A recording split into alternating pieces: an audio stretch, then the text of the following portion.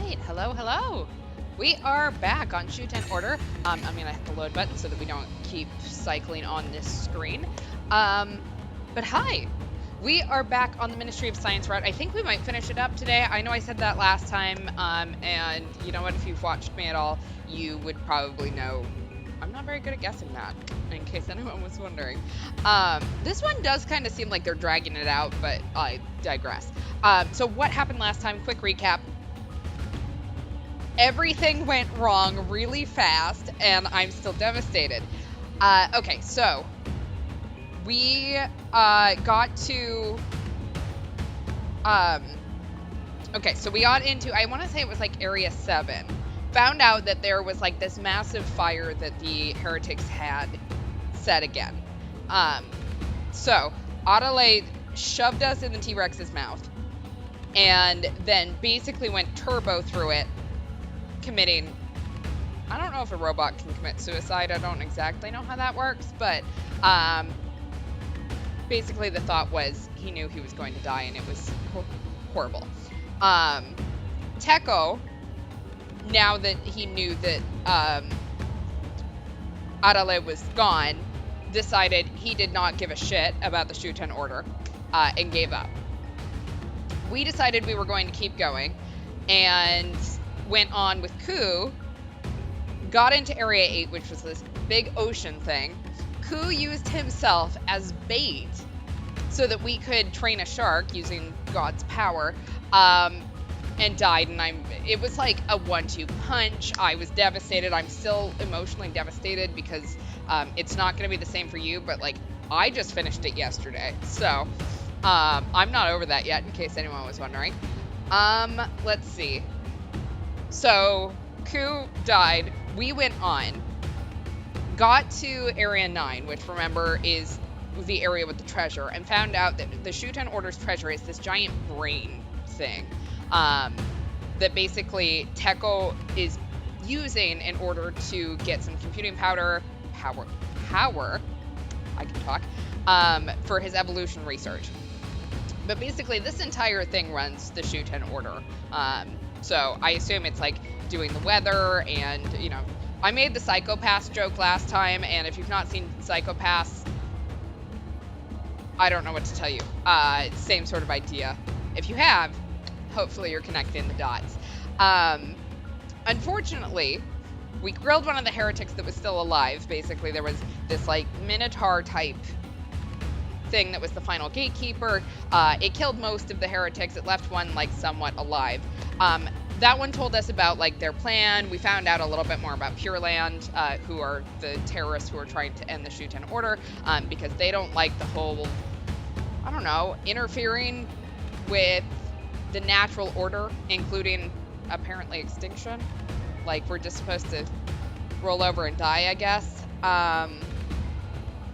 And found out that the brain thing now has a computer virus in it. So Adale came back to life and started code hacking that thing. We need to go to Dr. Ezaki, who Ku told us right before his death isn't actually dead. She faked her death, basically. Because, I don't know, it made things easier. I don't 100% understand. I'm sure we're going to figure out some more stuff. So, Adale's down there, safe, trying to hack things. We are heading back up using the escape pod so that we can meet up with Teko to go meet Dr. Ezaki. That's all we got. So, let's go see this awkward reunion of, I don't know if they're friends now. He got her put in jail, so.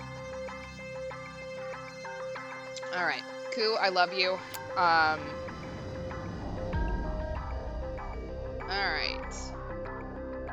What does this mean? Underground version A. And we're unlocked, so we must be having to go with Day. Glad we did the right thing there, I guess. I don't remember making a decision, but whatever. Alright, Day, January 3rd, 10:40 a.m. We are in Area 9 with the secret treasure. Aww. Okay, Adelaide, I'm going to go to the surface.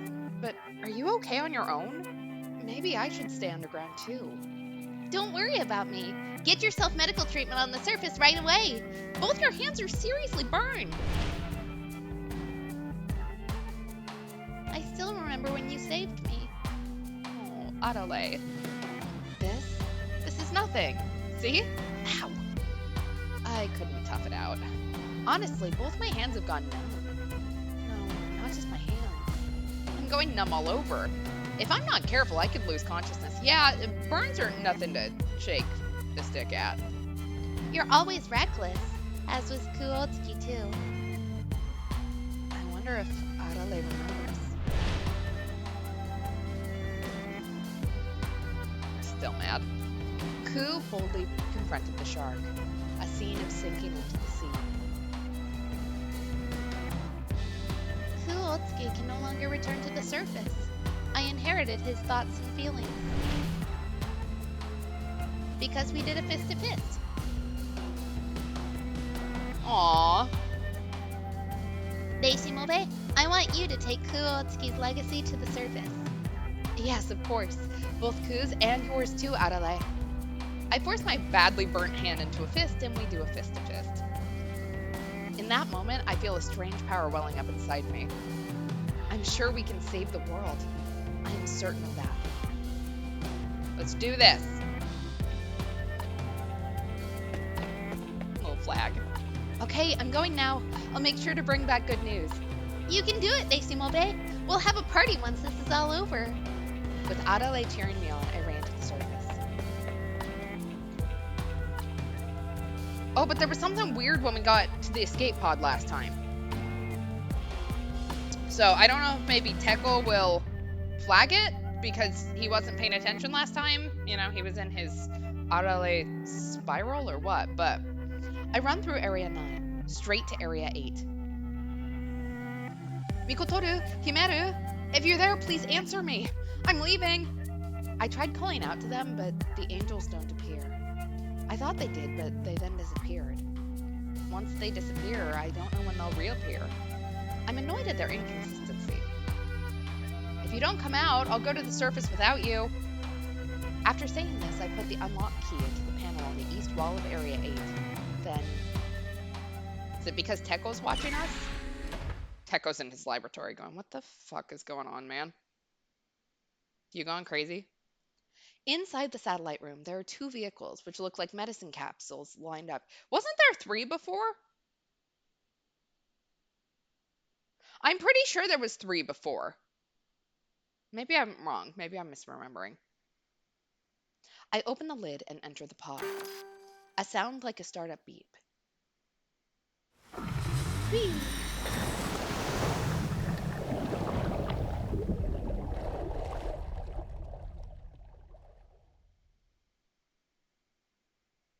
The pod starts moving by itself.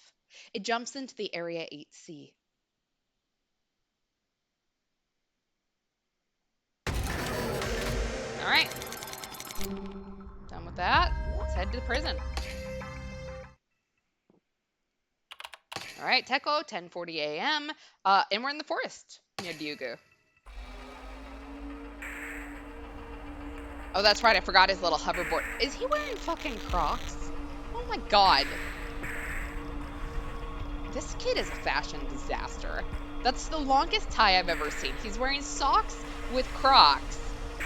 Like, I get that you're a like, big commander or former commander in the army, but like, come on, kid. My trusty machine roars like a lion. Ignoring the danger, I turn on the boost. Going through the forest at top speed, are you just gonna like run into a branch and take yourself out? Because I personally think that would be hilarious. I'm not 100% on the whole pro Teko group yet. I love how much he loves Arale. I don't trust that he loves us that much. I'm heading to Shuten's largest prison, the End. A place where major criminals who commit heinous crimes end up.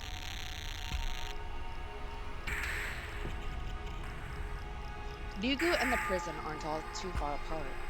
If I push my machine, I can get there in about an hour. Go faster. Even 1 minute, 1 second faster. And You need to get Ezaki out. To overcome this crisis, I need Dr. Ezaki's help. A rare genius, the greatest neuroscientist in history. That's right. We need her to extract the memories from our dead head and find out what the password is. That's right, because we know that the brain is going to shut down, but we need the password in order to make it automatically reboot. A former wing of Ryugu that I once clipped myself. Plain dead, huh? You tricked me well. I need to give her a piece of my mind. With that thought, I revved my engine to the max. I wonder if they raced through the underground like this. A sudden thought came to my mind. The image of Ray controlling Rex flashes through my mind. It was only a few hours ago, but it felt strangely nostalgic. But I never thought I'd be the one running around outside. I let my thoughts wander, and then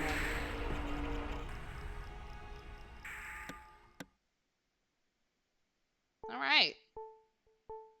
We're really into building things in the middle of the forest, apparently.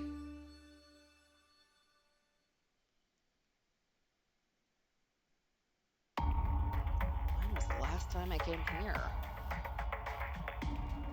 I've made it to the end. Officially, it's said to be under the Ministry of Security. However, in reality, it's mostly an independent facility. They've been in conflict with the Ministry of Security for years. The Ministry of Security only captures criminals. We've been managing those criminals for years. Who do you think contributes more to the peace of the Shuten Order? Or that's what the warden says, at least. His argument isn't without merit. The peace of the Shuten Order is maintained precisely because the prison strictly manages these heinous criminals. But I think they'd deceive me. I will make them pay for faking Ezaki's death.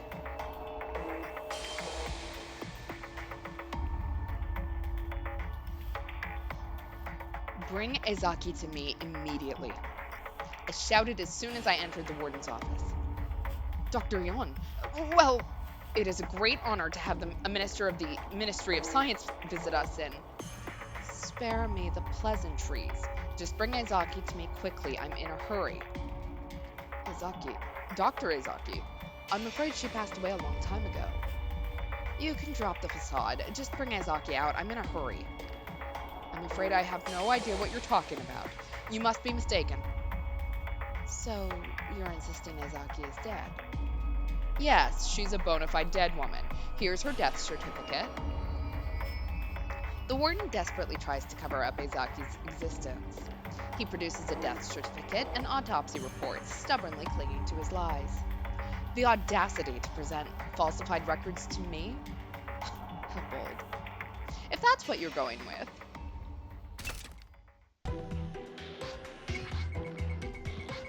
Buddy, is that a little Adelaide? I don't know if that's a weird pen or a knife or what are you doing, Dr. Yon? An inspection. My special drone here is going to seize your data. Such barbarism. This is unacceptable, even for a minister.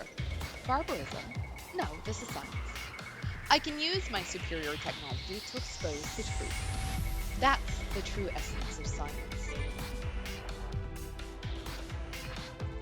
Oh my god, they're all styled after Adelaide. I love this. If you have nothing to hide, there should be no problem if I send this data extracted from your computer to Mani Fushito's device then. What? Mentioning the Ministry of Security's top dog makes the warden's face pale instantly. Known as the Queen of Heretic Hunters, she won't stop once she's set her sights. She disregards political power dynamics, hunting down heretics and anyone suspected of being involved to the ends of the earth for execution. If you bring Ezaki to me now, I may consider giving this drone to you as a gift. Hearing this, the warden gives up and sighs. I understand. Please wait in the visitation room.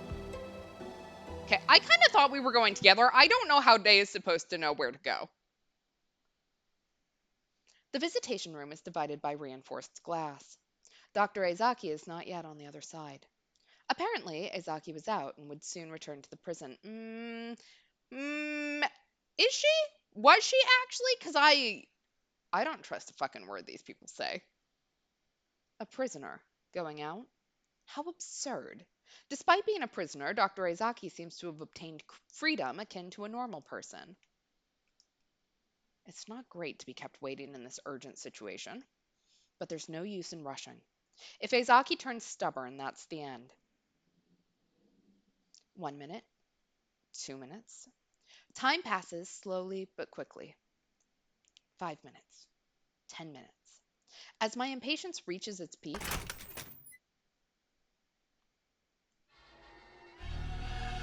a long-haired, slender girl enters the room. Despite being a prisoner, she walks in with the dignity of a noble. She shows no remorse despite making me wait so long. I face her across the glass. Long time no see, Dr. Ezaki. Or should I say, Seren Ezaki. Phase 5, reunion with Teko. You took your time, didn't you? She doesn't seem surprised at all, despite my sudden appearance. Seren Ezaki, commonly known as Dr. Ezaki, a genius neuroscientist and my former research partner. Until a few years ago, she served as the deputy director of Ryugu. She went to prison after I reported her. I was informed she had died in prison, but she looks perfectly healthy. Those bitches lied. I'll get straight to the point. Ezaki, come back to Ryugu. I need your help. Nope. I desperately need your help. This country is facing an existential crisis. Nope. This is what it means to be stonewalled. You must already understand the situation, right? The reason why I came here? I've heard about the death of the founder. You want to extract some data from her brain using my technology? The genius is still as sharp as ever. No need for explanations with Ezaki. She can deduce the truth from the smallest crumbs of information. Since you're here, I assume something's wrong with Yata. So you want the reboot code from her brain? If you understand that much, then cooperate. If Yata stops, you'll die too. I can't help you. I don't owe you any debt. I thought you might say that. Ezaki's actions are governed by a strict principle of zero debt. If she owes someone, she repays that debt. If someone owes her, she collects. No exceptions. If you cooperate, I can negotiate your pardon with the Ministry of Security. Rejected. IRUs are not valid negotiation tools. Okay, wait. How do you make a deal then? Like, she's the one that has to need something first? Otherwise, that doesn't make any sense.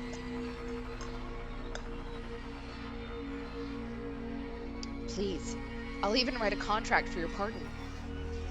I'll get it stamped by both the Ministry of Security and Justice to make it legally binding. Let's say there's some aluminum here. Ezaki begins a sudden analogy. If I say, Mr. Aluminum, if I promise to give you sodium hydroxide later, could you dissolve for me right now? Would the aluminum start dissolving right then? A silly analogy, but the point is clear. If I want to change her stance, I need to offer something concrete, not promises.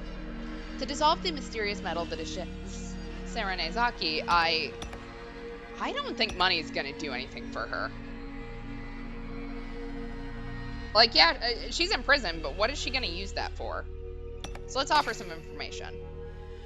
Do you want some information? I can give you all my latest research findings. Your insights are unnecessary for my research. Okay, well, fine, I'll give you cash. Then how about money? I can transfer you my entire fortune right now. Money?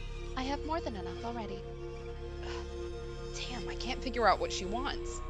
What must I offer for her to cooperate? I don't know. I hardly know anything about Ezaki. We were research partners, but not very close. Think. What does Seren Ezaki desire? How can I break through? It felt like I was praying. Me, who hasn't had an ounce of faith, was desperate for some revelation to get out of this predicament. What should I do? Founder, tell me, please. Blessed be the Shuten order. You know, we're getting really desperate when there's spraying going on with the science types. Hmm. Okay. Shit.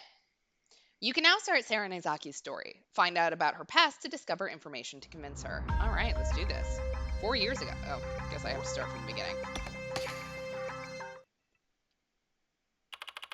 All right, Seren, September 1st, who knows? The end isolation cell.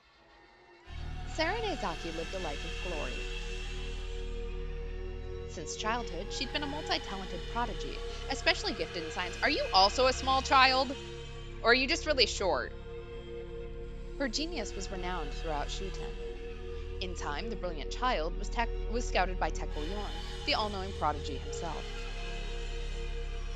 Is there a reason why we don't have any adults who know how to do science? Her post, Ryugu, the largest biolab in history, where she was made deputy director. There, with her genius, she developed a nerve chip. A device constraining a mind of an animal and swapping it with a different one. This groundbreaking invention reinforced her position in the world of science. Her fame rose to unparalleled heights. However, one day, it all came crashing down. Seren was arrested and put in jail. In a single night, she lost everything.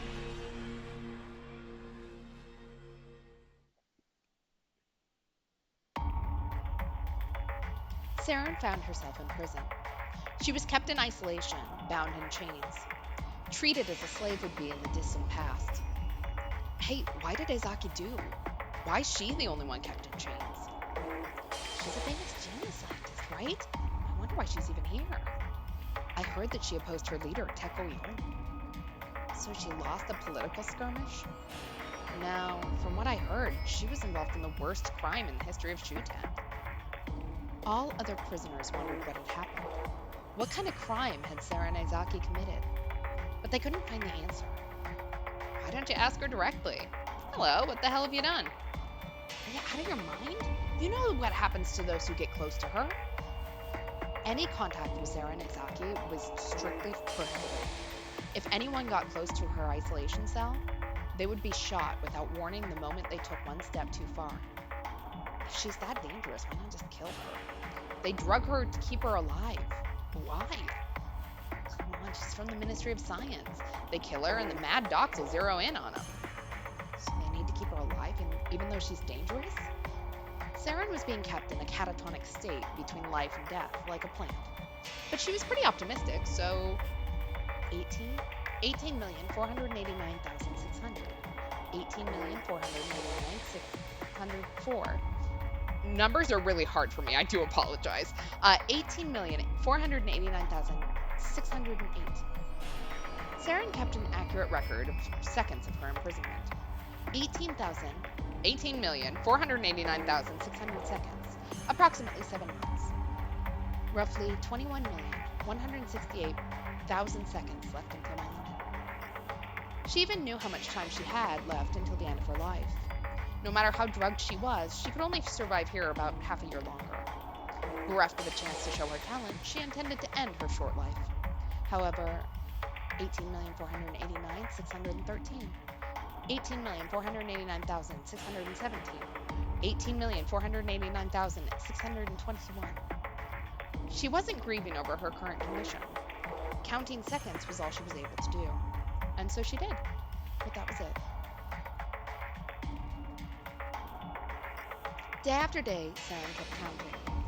21,772,800. 21,772,805. 21,772,810. 23,846,400. We're really putting my brain through some bullshit here. 23,846,405. 23,846,410. 28,512,000. 28,512,005. 28,512,010. And one night, exactly a year after her imprisonment, a sign of change appeared in her solitary cell.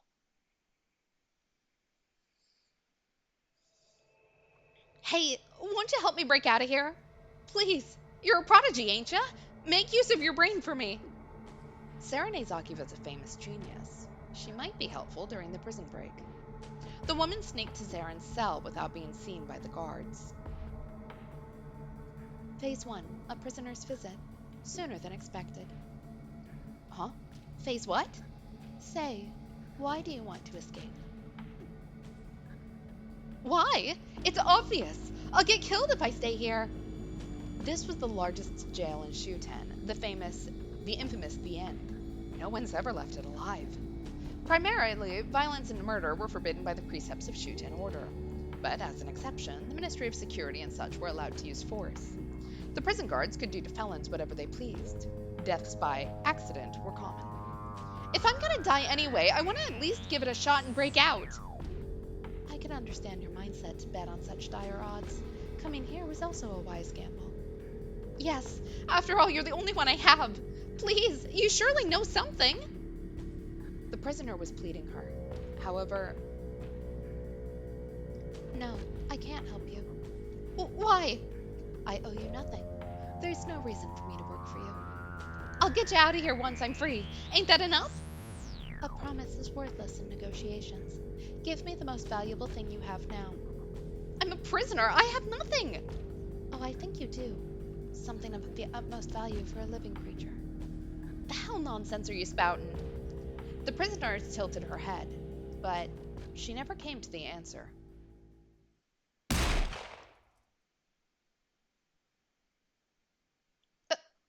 Uh-huh. A dry sound echoed through the prison. Blood gushed out of the convict's chest. Damn it! She fell face down, never to move again.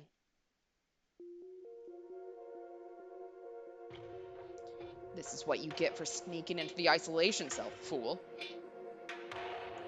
We have more work because of the likes of you. The guard spat on the dead woman's body and stomped on it with disdain. The corners of his lips were curled up in a sadistic smile. Asshole. You better not inspire other inmates with your smarty pants blabbering, Ezaki. The prison guard warned Seren through this iron railing. Well, it's not like your wit can help you now anyway. Give it back. Huh? Give back what? You just took her life. You take something, you have to return it. Simple. When you take something, you need to offer something of the same value. It was Seren's creed to keep everything in equilibrium. How dare you talk back to me? If you want something in return, how about my fist in your face? I feel like this is a very bad idea for you, man. The enraged guard opened the cell's lock and entered. His clenched fist rose.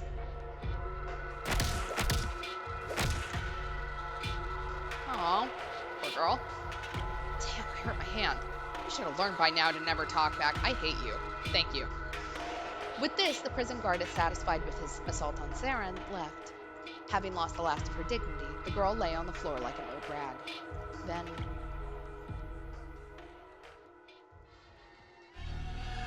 We're even. I took it back. Between Seren's toes was a small tablet. She had swiftly snatched the device that was dangling at the guard's hip. But it would be rude to operate it with my feet. Holy shit! She strained her muscles a bit and broke the chain shackling her hands. No, she didn't have monstrous power. Using her mouth, she systematically separated salt, contained in the IV drug she had spat on the chains every day. Continuously exposed to salty water, the iron weakened. This was called deliquescence. I don't know if that's actually how you pronounce that, so you can tell I didn't go to college for science. First, Seren accessed footage from surveillance cameras in the building. Then she started investigating the building's supplies. Pipes, ropes, burners, bullets, sheets, tools, pliers, bombs, matches. Everything I need. Thank you. It appears as if I can regain my freedom because of you. She spoke to the silent corpse, but she wasn't satisfied. I have to give you something worthy in return for giving me freedom. I'll make it the prison break of the century as a token of my gratitude. Free everyone. This day, the most notorious criminal in the history of Shuten silently escaped from the jail. She escaped to finish the job she had left outside of the bars of her cell.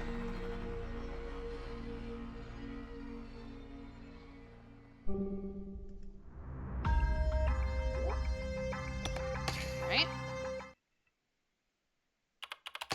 Seren, September 16th. The end, guards' quarters. Put my gun to 216's head to make him do something funny. His cries for mercy were boring. My hand slipped. Well, just how many people did you kill this month, guys? 5, 8. Going too far. I snuffed 13, by the way. And you dare complain? Prison guards were enjoying their liquor during their day shift. They always liked talking about recently killed people over a bottle of booze. Yeah, they all deserve to die, so hopefully that's what Seren's about to do. According to Shuten Order's dogma, violence was a serious crime. But in a way of exception, the Ministry of Security and such were allowed to use force. I didn't get enough lately. Want to go for a hunt later? Don't have to ask me twice. Let's have a little competition. The inmates' numbers are the points you get. Power deprived them of their morals long ago. Murder was but a pastime for them. They were convinced that their rule would last forever. Until this day.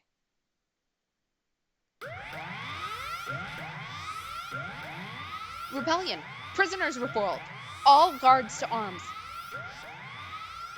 What? A rebellion? How the hell are they gonna fight? Maybe they're using sticks or something? Someone turn off this damn siren. Even the sound of the alarm couldn't sober them up. This rebellion must be some trivial thing anyway.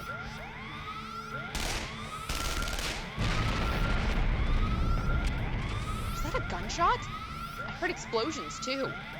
They put up their guard, but at that point they were still calm. No idea where they got guns, but it must be some cheap junk. Yeah, they stand no chance against our latest equipment. We'll teach those bastards their place. They won't dare piss us off ever again. Their pride as the hunters gave them courage. They could suppress the revolt in no time.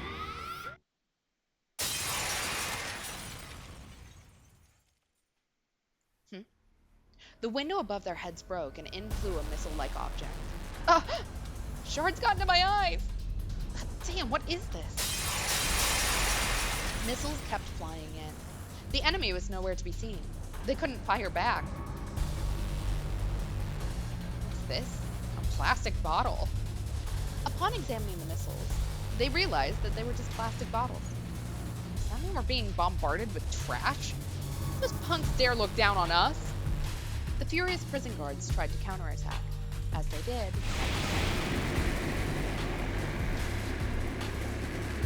smoke started billowing out from the bottles. I can't see a thing! Turn on the fan! Damn it, I can't Breathe! Give me air! Someone, help us!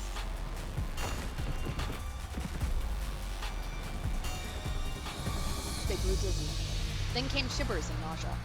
They couldn't keep their eyes open. Smoke filled the room, and the prison guards lost consciousness. They were subdued in just a few seconds. When they came to,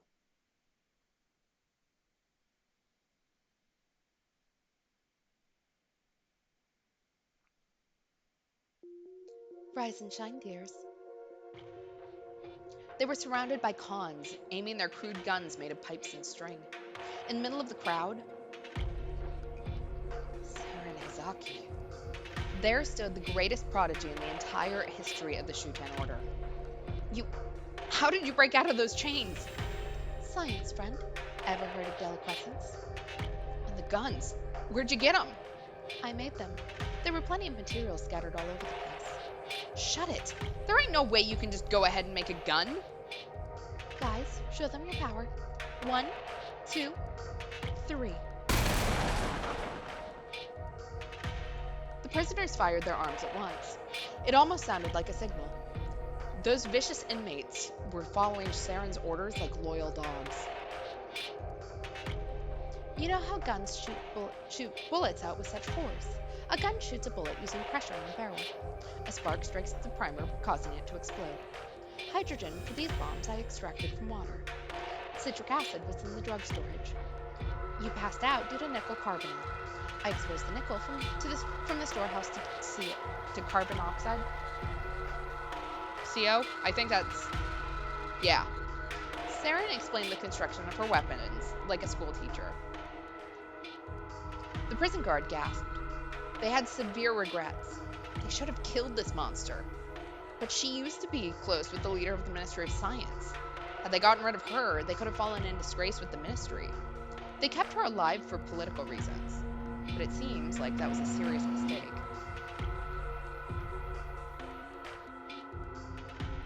What the hell do you want? Why are you doing this to us? The man asked, trying to sound brave. That's my line. Why did you abuse us? What do you say, Mr. Warden?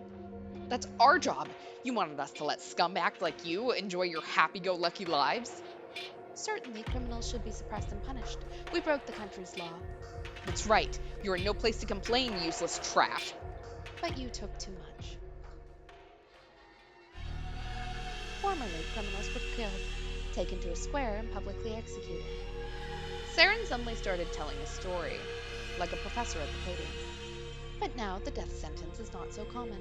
Instead of lives, freedom is taken. And so the prison was made.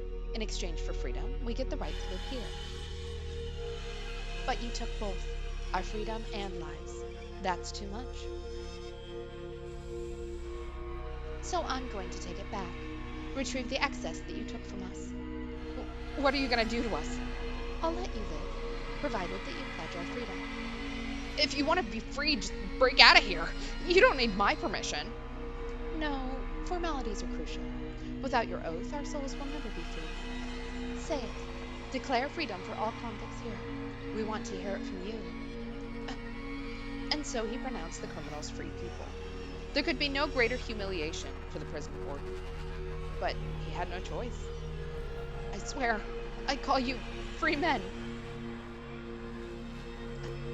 His declaration took the prisoners' breaths away. They couldn't believe the scene that just played in front of their eyes. The abused felons fought the warden himself into submission. Good job.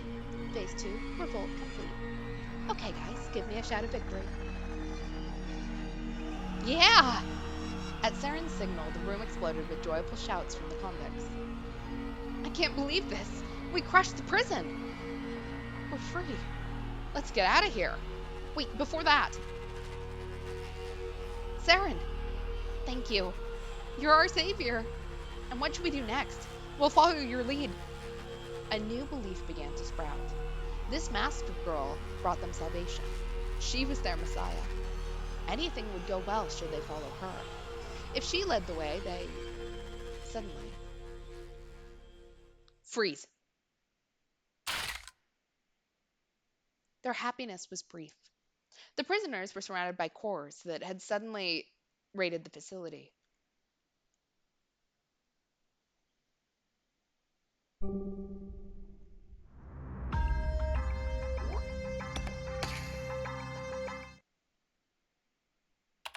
right, Seren. Back in the same time period. Freeze. You're surrounded. Put your hands up and lie face down. Otherwise, we'll shoot. It was the Ministry of Security. They had the strongest army corps at their disposal to protect order in Shuten. It's the ministry. Damn, we're as good as dead. Why did they come here? The convicts were confused. Seren said that they didn't come to the prison at all.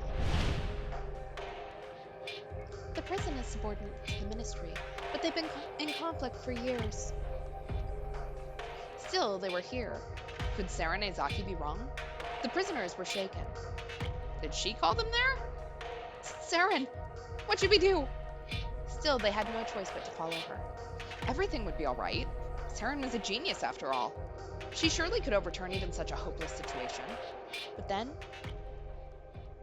something rather unexpected happened. Dr. Ezaki, long time no see. Thank you for reporting the revolt. I thought so. Anytime. Thank you. Your timing was impeccable. Their leader was talking to a man who seemed to be the ministry's officer. This is the compromised list of front companies and secret accounts used for laundering. Whoa, this is... Warden, how could you? The man meant to protect justice was involved in dirty business? Get out of here. This is the prison. You have no right to be here. Oh? Are you sure you can talk to me like that? What if this list sees the light of day? Are you threatening me? It's a friendly reminder. We demand our subordinates to follow our orders. Or else. They thought that the ministry would take control, but didn't look like it. Seren, What's this all about? the ministry asked me to find the proof of the prison's dirty business. What do you mean? Security is tight. You can't just waltz into the archives. So I created a diversion. That's why you incited us? The prisoners became acutely aware of Seren's ulterior motive. She gave them weapons to rebel with and used the commotion to sneak into the archives. And she only secured her own safety. You used us. You can certainly see it that way. Perception changes depending on the point of view.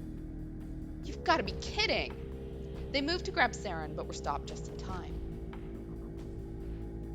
The army's guns were aimed right at them. Resistance would be pointless. If they wanted to live, all they could do was raise their hands. Their brief dream had ended. The prisoners were taken back to their cells. The sounds of locking cell doors echoed throughout the building. Damn, we were so close. Hey, what will happen to us now? Death sentence, obviously. The prisoners pondered quietly in their locked cells. With their shoulders slumped, they could only wait for death. Death on its own wouldn't even be that bad, but something much worse could happen. It was too much. That woman, how could she take advantage of us? she had us right where she wanted us. I knew something was off from the start. If I'm gonna die anyway, I at least want to take her with me. You know you can't. She's long gone now. No, I'm here.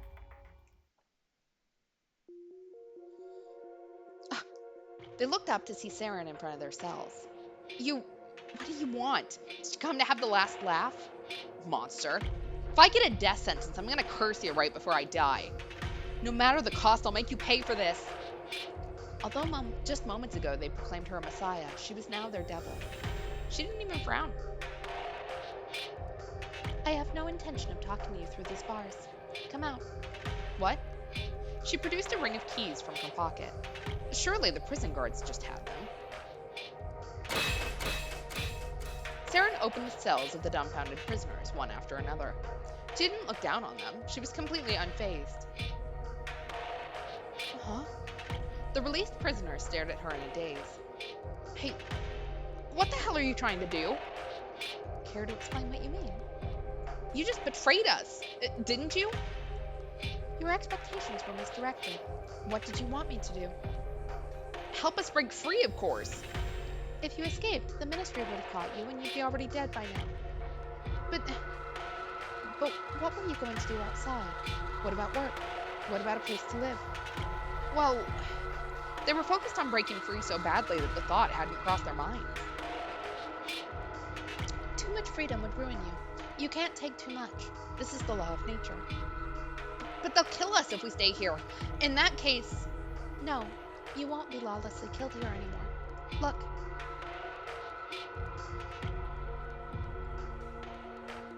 If you're in a position where you earn your keep, no one will oppress you. On the prison wall, she projected a plan of her business venture. Phase 3, start a business. She envisioned a temp employment agency. The prisoners would be sent to plants and such to work as laborers or drivers. If they paid their wages to the prisoner in the ministry, they wouldn't be abused anymore. However, there's no way we can make money.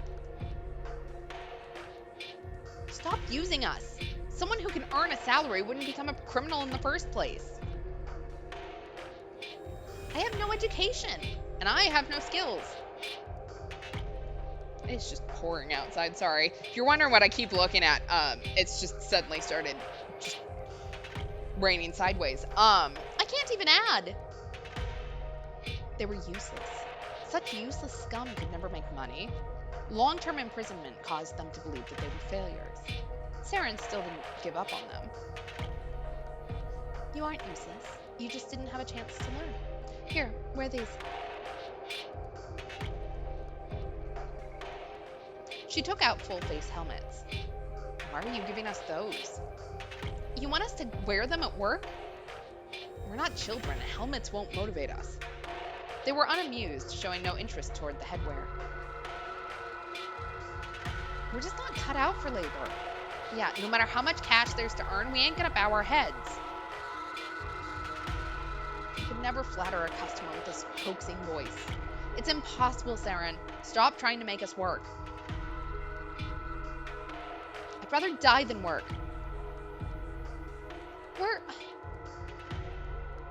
We're never gonna work. This woman does not seem to take never very well, so...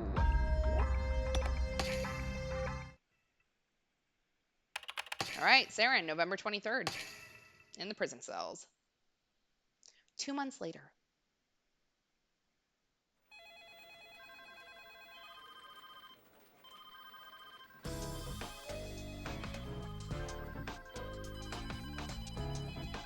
Okay, thank you for the other day.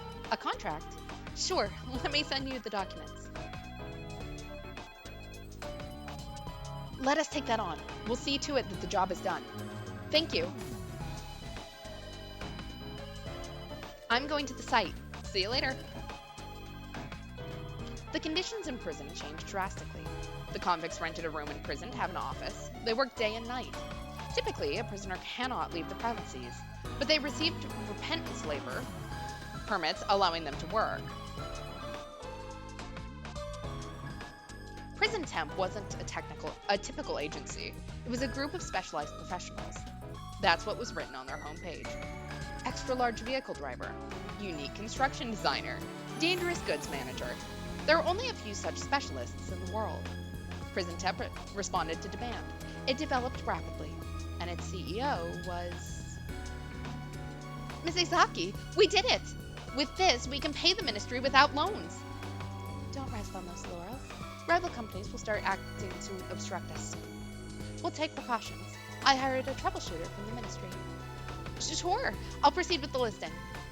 Bribe the ministry's Fair Trade Commission before the investigation starts. Seren, the CEO, had talent to sense danger. That was the key to the company's rapid growth. How do you know what happens next? Can you see the future? I see no future, just laws. Laws? You gain something, you lose something. This is how the world is constructed. That's why. If you don't want to lose what you gained, you need to give something in advance. Seren was very careful about sharing gains, so that they didn't gain too much alone. She didn't want to oppose the laws, otherwise there would be punishment. She knew that from her own experience. But it would be pointless to care only about it. Evil sometimes comes like a catastrophe.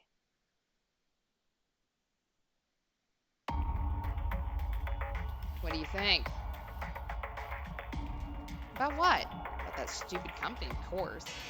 The prisoners are making big money together? You gotta be kidding me. The world is ending.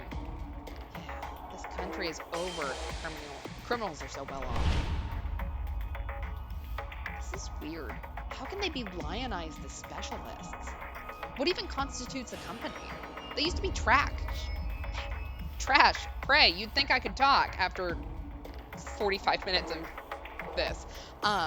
Someone's pulling the strings behind the curtain for sure. We're being tricked. This is fraud. It pisses me off. We gotta smash them for the sake of justice. In other words, it was envy. They couldn't bear the thought the people they detested were successful. If we kill them, we won't be able to drink this fancy booze anymore.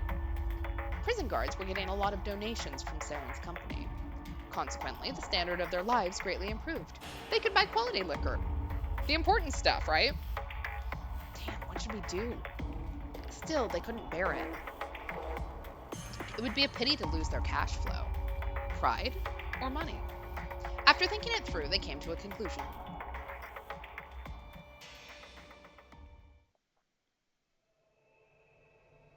Ezaki, give that business to us. They could simply take over the company. That was the conclusion they came to. If you want it that much, I'll give it to you. Seren agreed to the transfer of the company with surprising ease. I would be very concerned then, guys. Smarty pants. I see you aren't called genius for nothing. Then sign this transfer agreement now and... And what is your offer? Huh? What? It's simple. If you take something, you need to give something in return. Don't be so cocky. After all, you developed this company through fraud. Fraud? No, the hard work of people is what let it grow. They're impressive.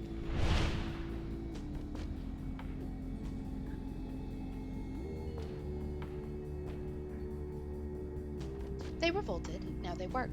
They sacrificed their old lives to gain new ones. Compared to them, you have nothing.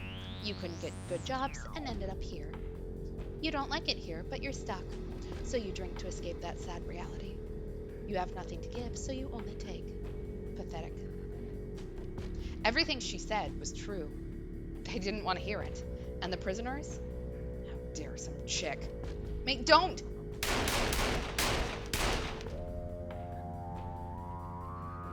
Look down on me? Stop! Seren had connections in the Ministry of Security. They couldn't get rid of her. Despite knowing that, the man couldn't control himself. Enraged, he shot his gun. And when he calmed down...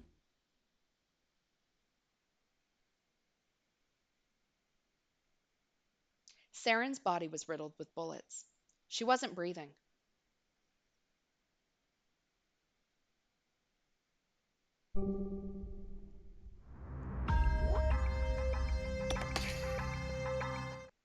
Okay, well, clearly she comes back to life somehow, so... Alright, Seren, November 23rd, who knows, warehouse. Like, is this going to be one of those things, like, she can upload her consciousness into another body, or... What have you done? You snuffed Ezaki. We're in it deep now, man. That was her fault for looking down on me. Whatever, dude, let's get away from here before someone sees us. There wouldn't be a camera anywhere, right? The guards dashed out of the room. It's fine. She was a prisoner to begin with. They only killed an inmate. What's the big deal?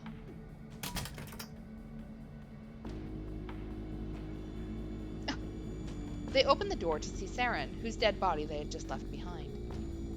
Why are you alive? You made a hole in my stomach. Now I need something in return.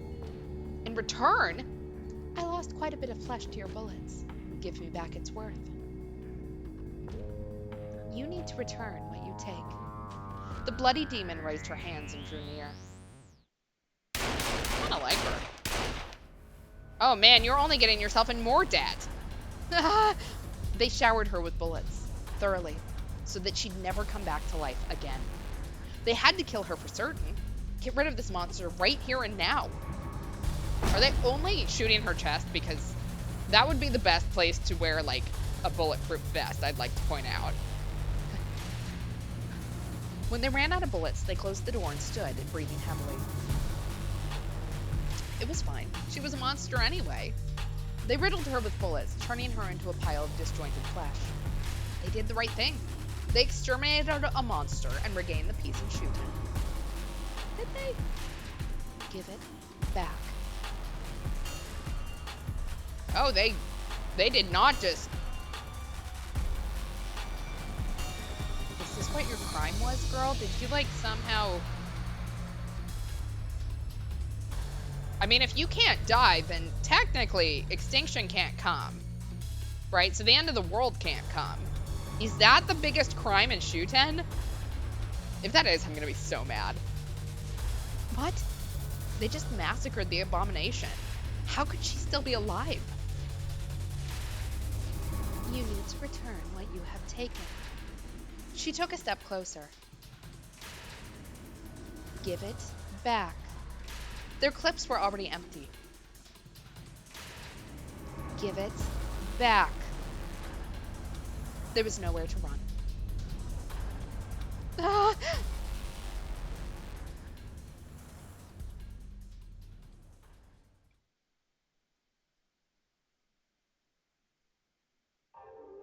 Oh, well, that's one way to do that. You're plotting something nasty. Don't you know that greed ruins you? We were right to capture them earlier. Capture? They were wasted by the time we did anything. Miss Ezaki, what should we do with them? Give them a bottle to embrace and leave them by the dumpster where they belong. Yes, ma'am. Screaming guards were taken out of the room and silenced. That was Seren's laboratory. In the center was a high-spec computer. It was surrounded by beds. A helmet lay beside each pillow. With this, the way's cleared, so let's go. To our room. Seren put on her helmet and lied down on a bed. Retinal authentication on. Authentication number S0003. Welcome to Kusanagi Cyberspace. We are the founders. Thank you for coming.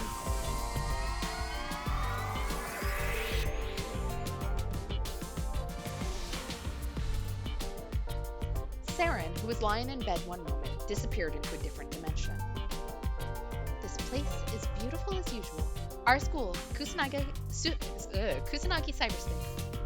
Yes, the resolution has improved. The physics operate better too. It looks like it's real. It was a different world created by Seren. Long ago, this technology used to be called VR, or full dive. The prisoners' minds were converted into avatars. As for what they were doing, are they going to school? They're learning. It seems like you're all studying diligently. This whole space was a vocational school for the convicts. This is such a cool use of this software. Like, I don't know what she did yet, so I don't know whether I should be all in. But quite honestly, like, she does seem to be the biggest genius here in Shuten. So, sorry, Teko. The AI course that Seren made from scratch gave them knowledge and skills needed to work, and they could put it into practice immediately. Kusanagi is a perfect vocational school with the best guidance and training. Here we have 10 times as much time as in the real world. In the space of consciousness, the flow of time was different. You could spend 10 days here while only one passed in the real world. In this place, prisoners would undergo training to improve their skills. When they were ready, they would be dispatched as temp workers. This was the mechanism behind the sudden growth of prison temp created by Seren. But even with such a perfect environment, not everything was going smoothly. Stop pissing me off. Huh? Look who's talking. It was you who screwed up. Prisoners suddenly began arguing. Guys, no fighting. The CEO is watching. The secretary desperately tried to stop them, but to no avail. Instead, they got even more heated. I can't focus on class at this rate. Come on, let's go topside. I'll show ya. Works for me. I'll crush your stupid head with a wrench. The prisoners were violent folk. Fistfights and quarrels were an everyday occurrence. For a while, their fights became more brutal, and the business plan experienced a setback. However, help came from the least expected place. Hey, don't obstruct the teachers from doing their job. Is this Ku? Oh, no. We have a Yankee. Suddenly, a motorcycle gang appeared before them. Their flag said disciplinary committee. They surrounded the men in no time. The teachers are guiding us, losers. Do you want to destroy us all? Ku. Oh my god, that is Ku. Oh my god. Sorry. No, we were just fooling around. Fight if you want, but not here. Follow the rules and show some respect. Yes, sir. Right, we'll study. That's really what Ku looked like? Oh my god, did he... Is this a full, like, consciousness transfer? Like, that's why Ku looked like a kid? Our self-proclaimed committee might be a bit rough, but they certainly are effective. They're a necessary evil. Fights were frequent in the newly established Kusanagi. The disciplinary committee was there to maintain order.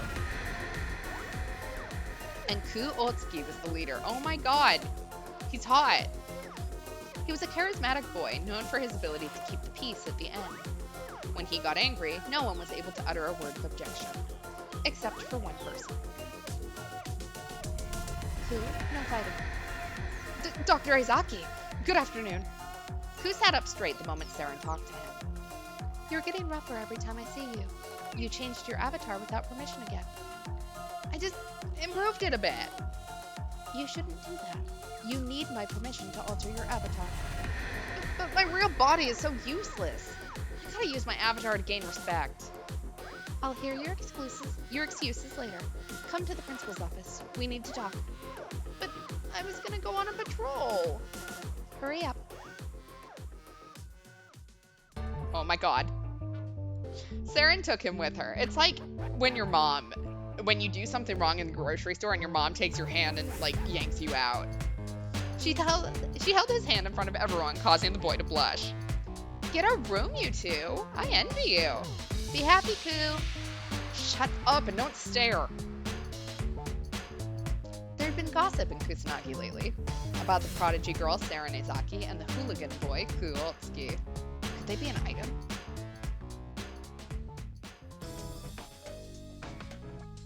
Come on, Dr. Ezaki. I'm the leader. Don't do that. I'll lose my respect. It's your fault for breaking the school rules. Now calm down and come with me. Calm down. The leader has to do everything he can to maintain order. No, you need to stay calm. This is bad for your heart, too. Well, that's true. In the real world, Ku had been hospitalized with a severe heart condition. He was making full dives to this world straight from his hospital bed. Mental and physical conditions are closely related. You mustn't get so agitated. I told you not to worry. I'll feel better in reality if I feel good here. Medicine is science. Illnesses aren't cured with placebos. But I feel worse when I'm just lying around doing nothing. I pass out with a high pulse. Damn it, I want to get healthy and start working too. He was always like this. When he wasn't asleep, he used all his time looking for something to do. Why are you always so fidgety? Because I have no right to settle down. I can't spend my time quietly. You know I'm a murderer, Doc.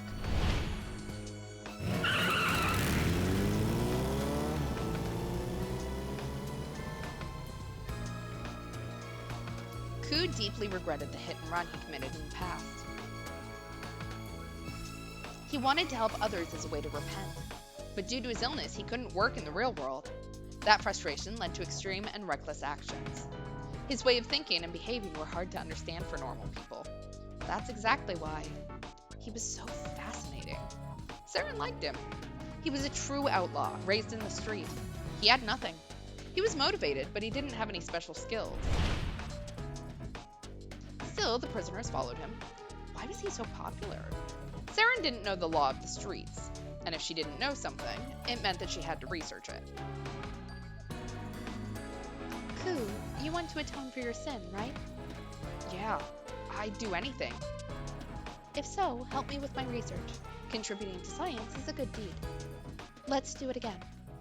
She took Ku to her desk.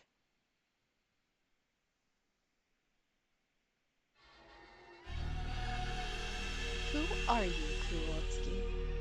I grew up on the streets. The road is my fortress. Who are you, Kuotsuki? I'm guilty of a hit and run. I'm trash who killed a woman. Who are you, Kuotsuki? I'm an abandoned child. My mom died of heart disease. My relatives didn't want me. Who are you, Kuotsuki? Every time Seren brought Ku to her office, she asked him this question like a ritual. Asked thousands of questions, conducted psychological tests, made him draw and play chess. She was staring into the flowchart depicting his thought pattern. Kuotsuki, the king of the road. Other street kids are family. You love them. On the other side, you have a complex and seek salvation. Thanks to her research, Seren was almost able to understand his way of thinking. The flowchart was almost done. Almost. 99% complete.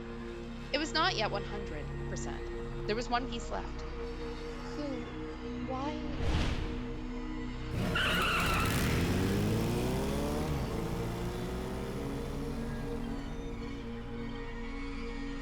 Why did he leave the woman he had hit with his motorcycle to die?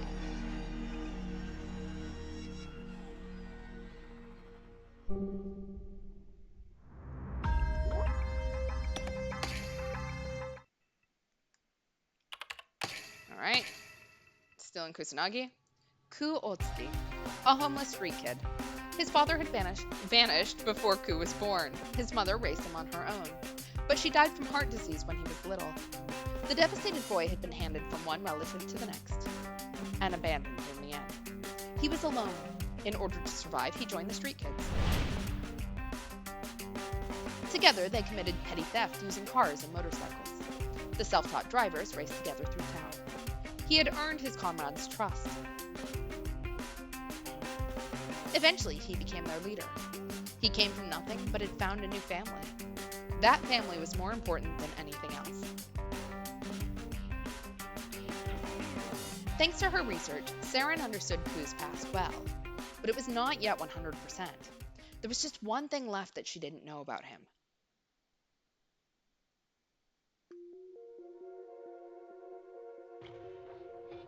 Ku, will you tell me about your state of mind when you ran away from the accident? I've already told you many times. I was the leader.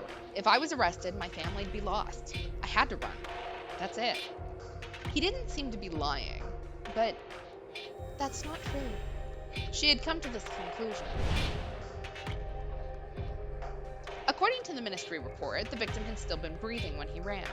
She could have been saved had he called an ambulance.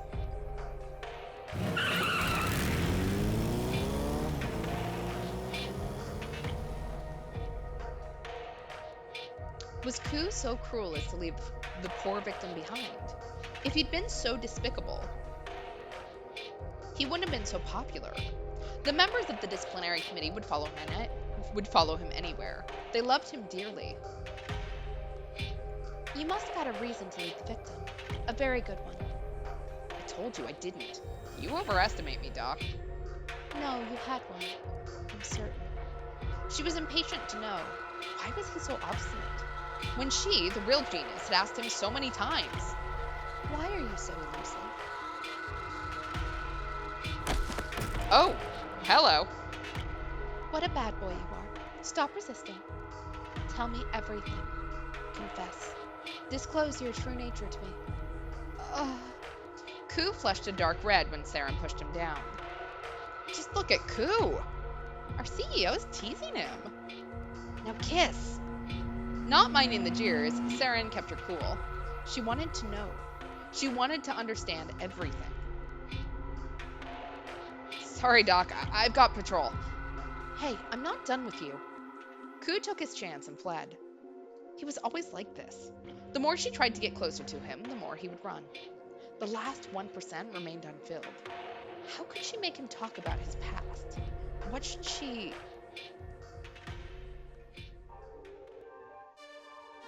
I wish I had a time machine, she whispered in our office. If she had such a device, she could go back in time to observe Ku's life. Time machine? Her secretary, having overheard, repeated this while tilting her head. Oh my god, we can offer her the memories that we just gave. I mean, technically, right? I don't exactly know how RLA did that or any of that, but if that's an actual thing, like, maybe we can fulfill that last 1%. If you want a time machine, I've heard rumors. They say that heretics invented a machine able to time travel. Yes, I've heard this rumor. Heretic scientists had built a machine capable of reversing time. There'd been gossip in the Shuten Order some years ago, but it was impossible. If it really did exist, so did the possibility of going back in time to fix old mistakes. One can't go back to the past. Just then. Right. I should just bring it back. A thought flashed in Seren's mind. She had figured out how to get closer to Ku. I'll be in the lab for some time. You're in charge. Hey, wait! From that day, Seren shut herself in her lab, writing a program. She neither slept nor rested. She had her reason to hurry. Ku, don't die yet. His body was ravaged by the disease. He could die at any moment. According to the doctors, there was nothing else that could be done for him. She wanted to study the nature of Ku Otsuki before he perished, and to make him live forever. Oh my god, is the Ku that we've been dealing with an AI? Or a program? He and Adelaide really are besties. Alright, Seren, November 30th, Kusanagi. Huh? Ku was dumbfounded. He couldn't believe what he was seeing. That day, he made a full dive as usual, but he was in a completely different world. Where was he? outside of the prison. The townscape of Shuten that he was so familiar with. This street, and that one too. He knew them all. Are we going to make him relive this? Please don't do this, Seren. Oh my god! He would have often run through them with his comrades. Stop staring and let's go. Dr. Ezaki. He turned in the direction of the voice to see Seren. And... my bike! Yes, your beloved motorcycle. I recreated it using recordings from surveillance cameras. What? Ku instinctively clung to the vehicle. He wanted to apologize to it. In reality, he'd disposed of it long ago. Because of the accident. Don't you think this joke has gone too far, Doc? It's no joke. I want to ride with you. Let's ride through your past. You drive. Seren sat on the bike and extended her hand to the boy. Was it okay to take her hand? He was sullied with crime. He had no right to ride his beloved bike. He couldn't resist and climbed onto the motorcycle. He should have already forgotten about this town and bike. But with the two of them right before his eyes, there was no way he'd pass up a ride.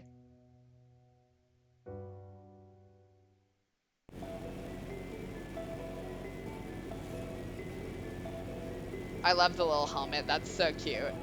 He rode through the city of Shuten. The main street, back alleys. He rode with the same speed as he used to in the past. The town was silent, but Ku could hear many voices. Hey, you brats! Give it back! It's mine! The angry voice of a street vendor. Stop those motorbikes right now! Stop, punks! The siren of a police car. Ku, run! Come on, dude, shake him off! You drive better than him! The voices of his comrades riding along with him. With every voice, his heart grew closer to the past. The past he tried to forget, that now so vividly surrounded him. The environment was the key. Seren clung to his back, sensing how he felt. If she wanted to research his past, all she needed to do was to take him there. In order to demonstrate that theory,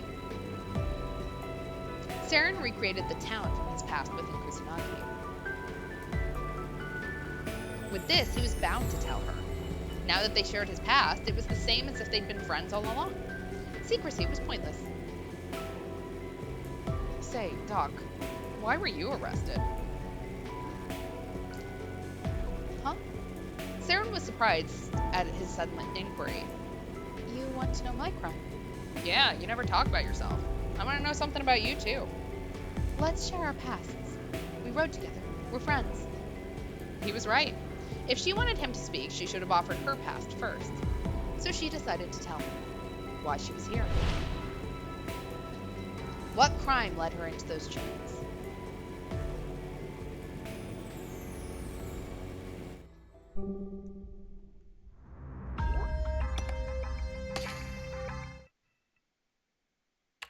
Alright, Seren, November 30th, still in Shuten, inside of Kusanagi. I only wanted to pay a debt. To who? Teko, the leader of the Ministry of Science. Even I know that name. Isn't he some kind of prodigy? Yes, he's more gifted than I, and he has a keen eye. Only he recognized my talent when I was just a would-be scientist, and he appointed me as his deputy in Ryugu, the greatest lab in history. Seren's life had changed since Teko made his surprising choice. Her talent fully blossomed when she was allowed to use the best research environment. It was all thanks to his choice. Everyone hailed her as she rose to prominence with sheer intellect, a genius of the era. But she wasn't happy. When she was in Ryugu, she'd always been worried about repaying that tremendous debt. Teko gave her everything she had. She needed to return the favor, but it was too huge. What could she do? How could she... Finally, she reached a conclusion. I decided to make his dream come true. What was his dream? He wanted to bring back life to the Earth, to fill it with living creatures. Is that possible? Earth is a dead planet. In theory, we needed to create organisms able to survive in a dead environment. For that sake, she tried forcing the creatures to adapt. She made organisms on land stronger. She made organisms in the sea stronger. She resurrected the dinosaurs and made them stronger. Dinosaurs? You gotta be kidding me. No, it was surprisingly simple. The finest computer provided me with the calculations. You're incredible. Is there anything impossible for you? But of course, even prodigies have their limits. For instance, Teko and Seren Ezaki. The project to bring things back to life was going smoothly. Everyone thought so. They believed that those two could actually succeed. But then, their research failed in the very last stage. we created a strong organism, but without the ability to reproduce. The Earth was currently in a sixth extinction. There was hardly any life outside Shuten. The main cause of the extinction was the loss of the ability to reproduce. It applied to plants, animals, and humans. None of the life forms were able to birth offspring, and the cause remained unknown. Even prodigies such as Teko and Seren Ezaki couldn't solve this riddle. I advised him to halt the project. Life won't last long and creatures can't reproduce. But he refused to give up. Teko was obsessed with making his dream come true. I'm going to create it. The ultimate life form. An organism capable of reproduction. The ultimate life form. The ultimate life form. A living being able to reproduce. Strength lies in numbers. If there were enough living creatures, they wouldn't go extinct easily. But that was just an abstract theory. Seren wanted to make Teko's dream come true, but it was absolutely impossible to achieve. She found herself stuck between loyalty and reality. She made up her mind. I decided to make it real in a different way. What do you mean? One day, while Teko was asleep, Seren slipped a helmet on his head.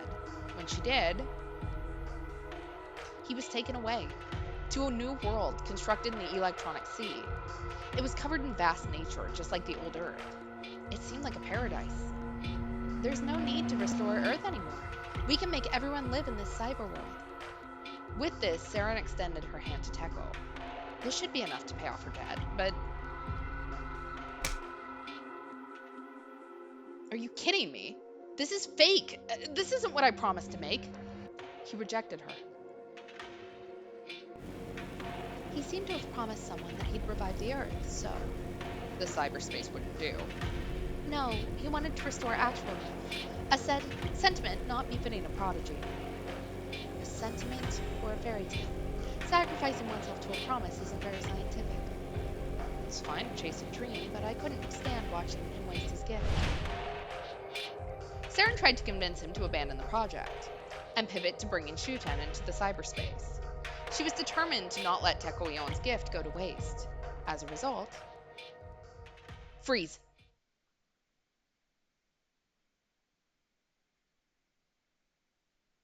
Seren Ezaki, you're arrested on charges of subversion. What? Subversion?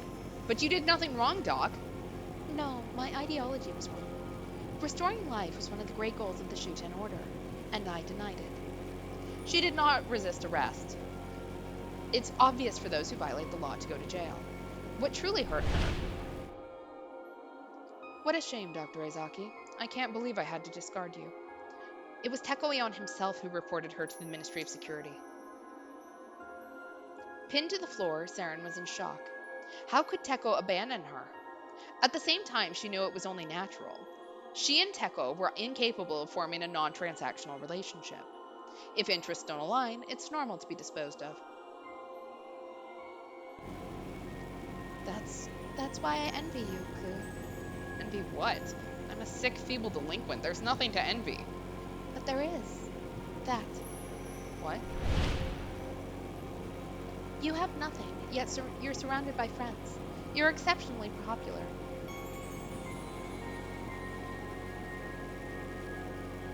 That's a relationship based on emotion, where no one cares about benefits. If she could only understand Kuotsuki perfectly, maybe something like emotion would grow in her hollow heart too. For that sake, That's why I want to know. Why someone capable of emotion fled from the scene. well, Ku refrained from answering immediately and fell silent. Then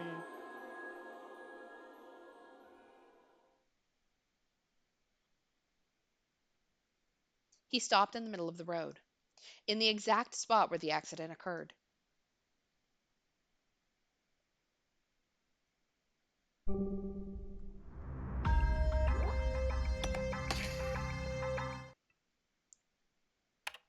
All right, Seren, November 30th, Shuten restricted area. She asked me to let her die there. That night, Ku was riding his motorcycle down a back alley. Suddenly, a woman jumped out right in front of him. Damn idiot. He braked immediately, but it was too late. Her body tumbled on the dark road. Hey, are you okay? Can you hear me? He ran over to where she lay. It hurts. She was coughing blood, but was still conscious. I'm sorry. Let me get you to a hospital. He was about to put her on his motorcycle, but No. Just let me die. despite being out of breath, she yelled in a hoarse voice. If I don't die, they won't pay the insurance money. So she wanted to commit suicide to get an insurance payout. Yeah, they pay if you die in an accident. She wanted to pay off a huge debt with that money. They wouldn't pay for someone who committed obvious suicide for cash. That's why she was waiting there on a road without cameras. For a vehicle that would accidentally hit her. This poor kid has been trying to redeem himself for something that someone else made the decision on. Ku, come on, man. That's why you let her die. You did as she wished. Yeah, that's about it. But why? What's the point of sacrificing your life to fulfill someone else's wish? She said she had a child, and she was a single mother. All the more you need to live. Let's go to the hospital. No, my child can't live without money. What's the point of having money without family? I don't want my child to be cold. What? I'm homeless, so at least with the money. She was pleading for death while coughing blood. When her blood hit his face, a memory appeared in Ku's mind. Sorry, I couldn't buy you anything. I'm so sorry. His mother, suffering from heart disease, uttering those last words. His mother took that regret to her deathbed because she made her son live a life of poverty. Sorry, I couldn't leave anything for you. She died with an apology on her lips. She wanted to leave her son in peace, but she didn't want him to live a poor life. She shared the same wish with this woman. The sight of the woman and the last memory of his mother overlapped.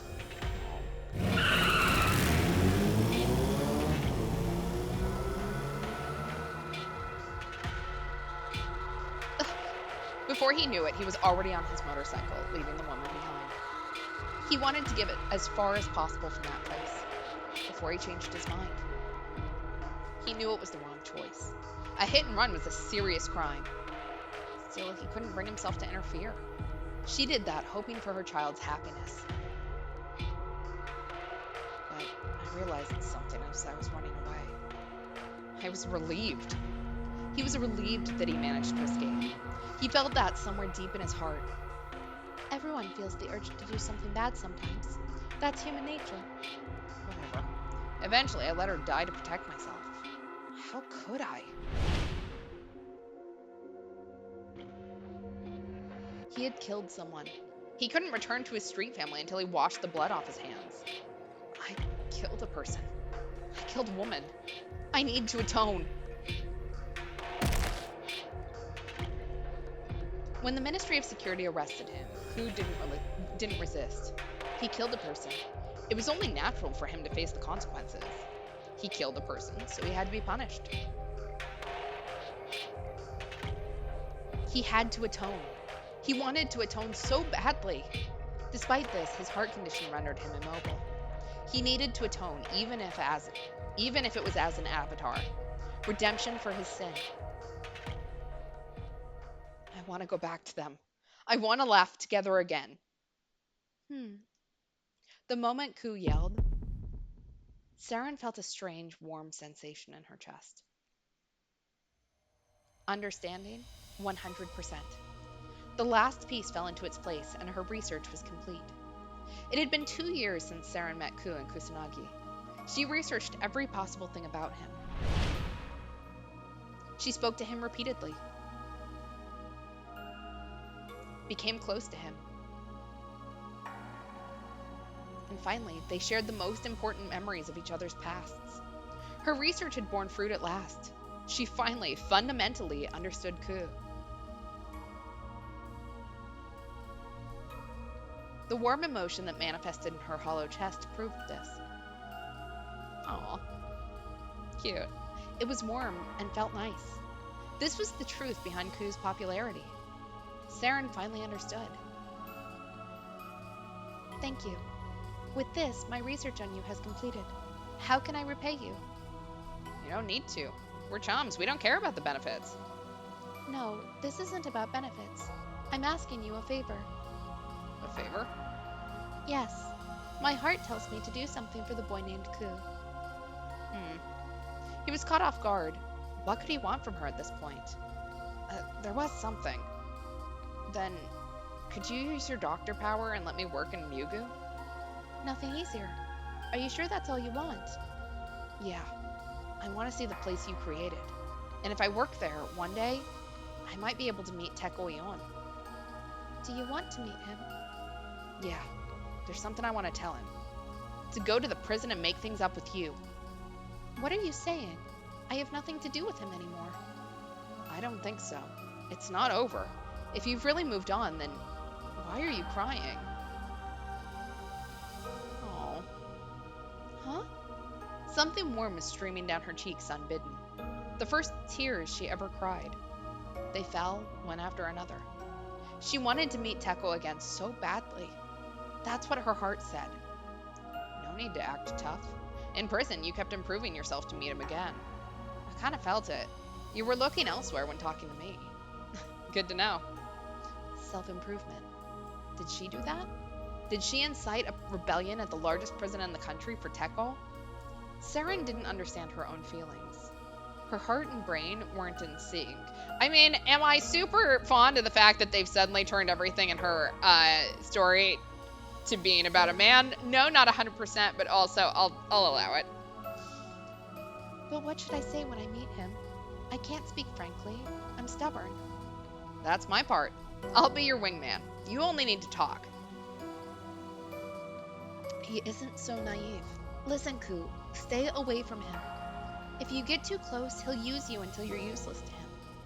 I'm not a weakling. I've got my skills from the streets. The dog can taste my fist. Just be safe. I don't know what I'd do if something happened to you. Oh. Well. Maybe let's not tell her about that yet, then. Just then, abnormality detected. Cardiopulmonary arrest. Logging out. Oh. He's going. Ku? Ku put his hand to his chest, obviously suffering. An alarm echoed. The forced logout screen appeared. His worn-out heart had reached its limit. Really? Here? Ku, hang in there. Seren extended her arms as if to embrace him. And in the next moment,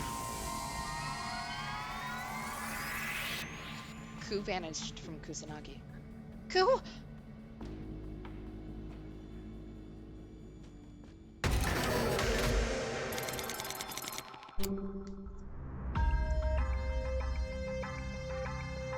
I don't know what 0 o'clock is. I assume that's a typo, but...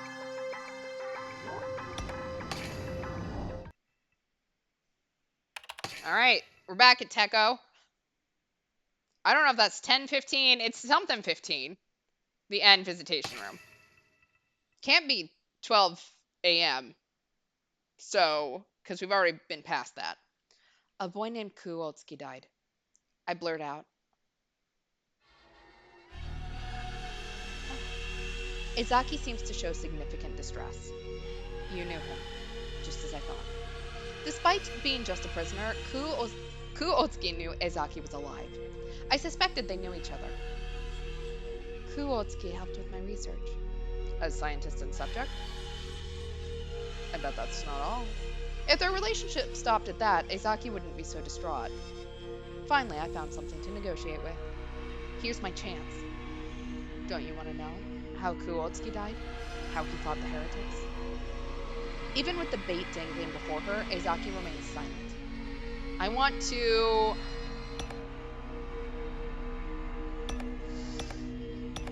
Making her feel anxious feels really underhanded, but we are Teko.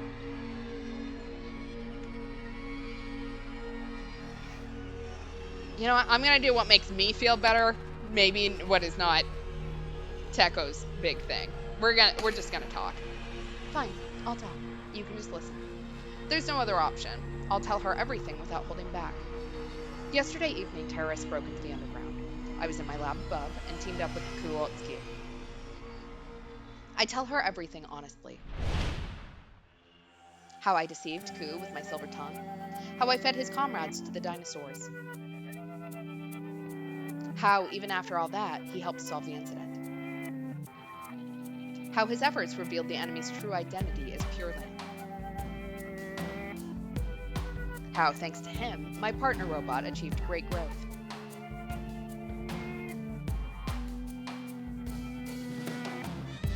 How he sacrificed himself to save his companions in my place.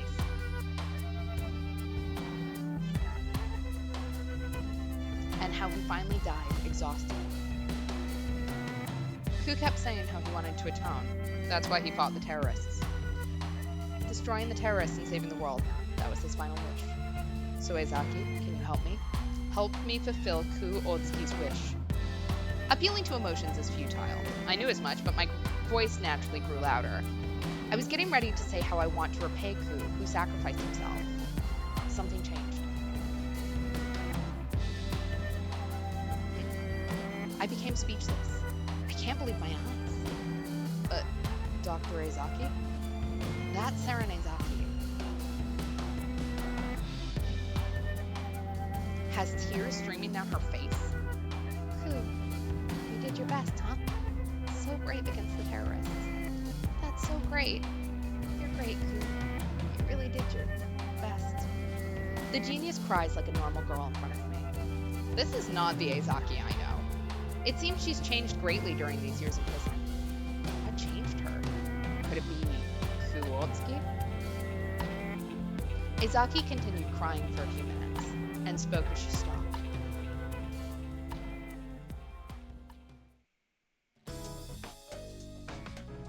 Fine, I'll help you just this once. You're serious? Yes, if that is Ku's wish. I owe him a debt I can never repay. A debt of letting me feel with my heart. Oh. What a fantastic move, Kuotsuki.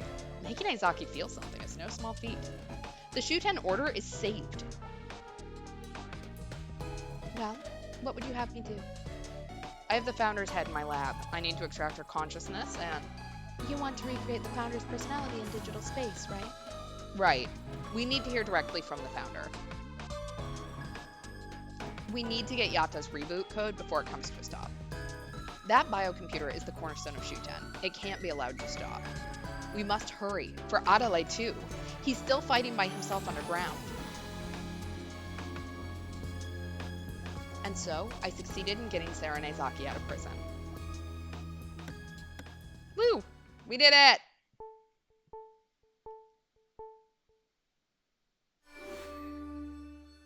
Alright, back to Ryugu. Are we out of the escape pod yet? That's the day, I mean.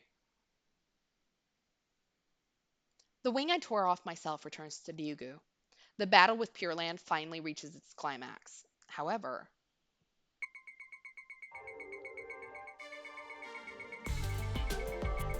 This is unterribly awkward. I watch, standing behind Ezaki as she works on my computer. Ezaki and I were never close. Plus, I feel guilty for having sent her to prison. There's no way a conversation would flow. I knew it would turn out like this. That's the whole reason why I called They to come up. Why isn't he here yet? What's taking that idiot so long? Shimobe, where are you? Get to my lab now. Oh, Mr. Teko, I'm just on my way now. Stop dawdling and get here. It's so awkward of just the two of us. The two of us? Did you get Dr. Ezaki up there? Yes, she's in my lab. The atmosphere is suffocating. You gotta hurt. It's ready. Put on this helmet. Yes. I hastily end the call with Ray and follow Ezaki's instructions. I put on the full-face device Ezaki gave me, and the very next moment, iris recognition on. Authentication number S0002. Welcome, Teko-yon. Welcome to Kusanagi cyberspace. We are honored by your visit.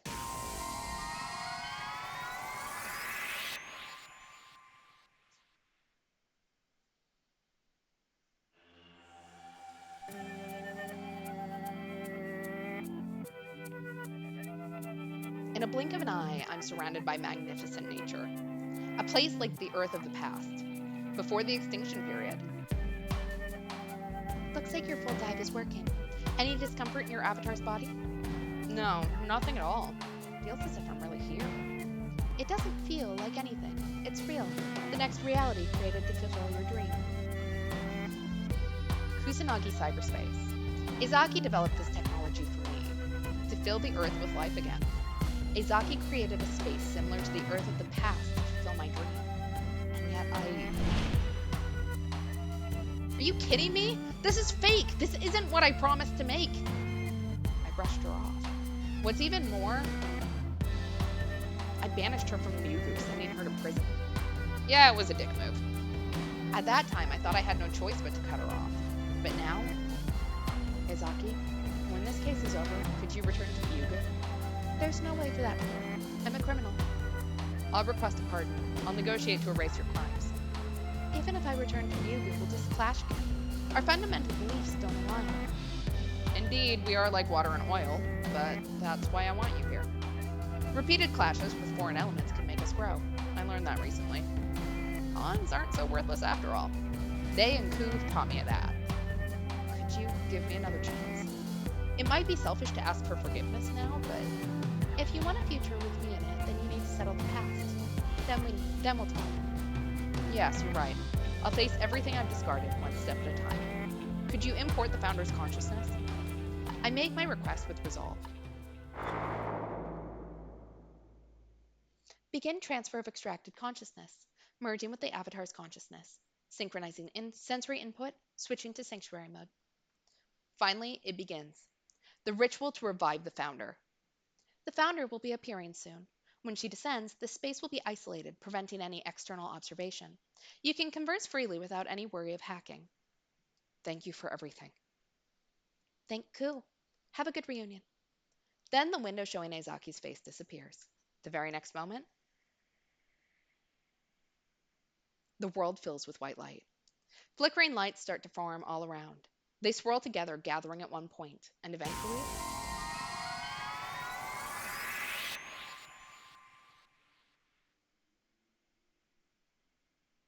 the Founder's figure emerges as the focal point of the light.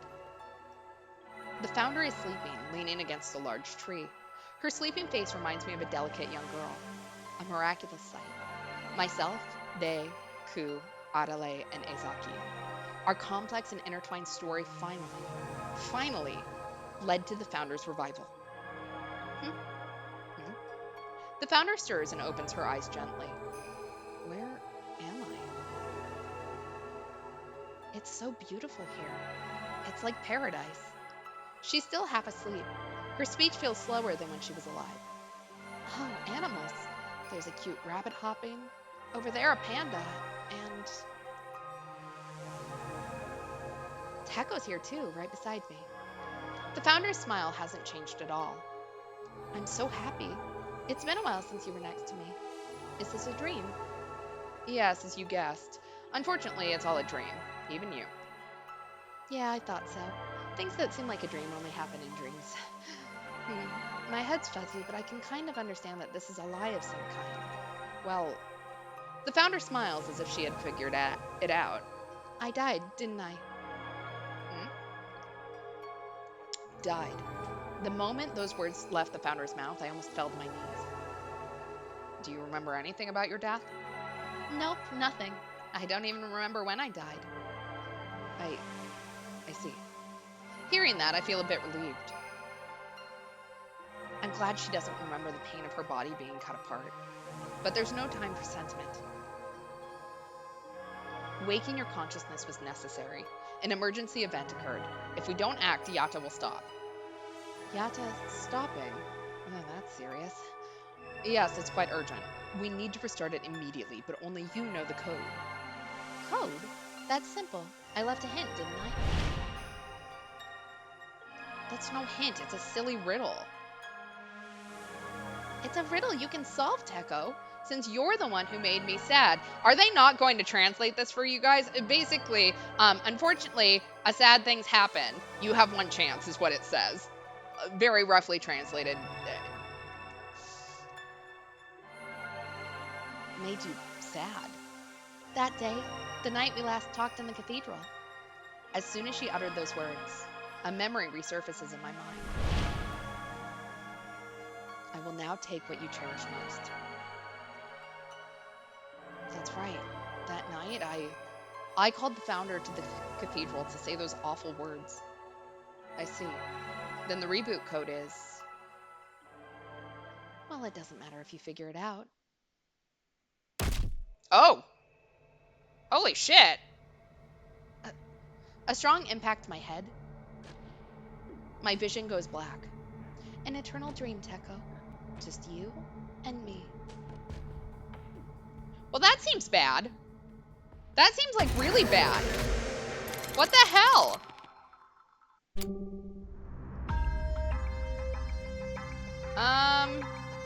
You know what? We're gonna end here. I think that's a really good